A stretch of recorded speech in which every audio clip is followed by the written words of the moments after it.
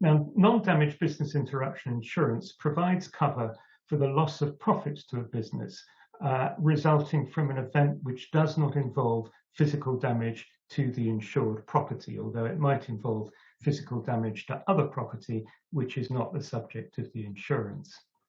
Loss resulting from various events are covered. These may include the outbreak of disease, the denial or prevention of access to the insured premises, or things like loss of attraction or damage to a supplier's premises. But for the purposes of today, we'll be focusing principally on disease clauses and on prevention or denial of access cover as well.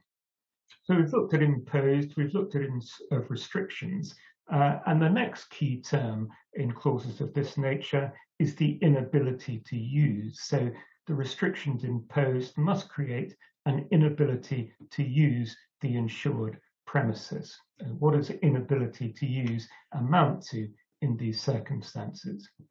Well, first of all, the inability to use must be complete in the typical clause.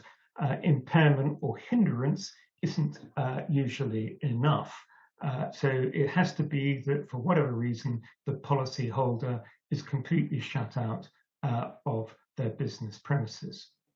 But it's important also to understand that an inability to use a discrete part of the premises or business will be sufficient to trigger cover for that part of the premises or business.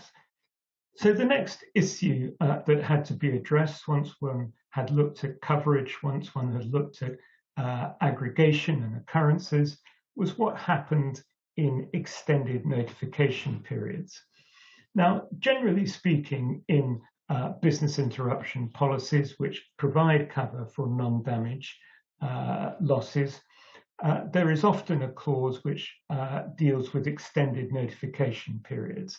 And what this does is provide cover for losses within the designated period, perhaps 36 months, perhaps 12 or 24 months, after the expiration of the policy, if those losses are the result of something that happened during the policy period. So if, for example, the premises is exposed to lockdown as a result of a disease at the premises, and that lockdown extends beyond the expiration of the policy period, this kind of extended notification clause would enable the insured to make a recovery.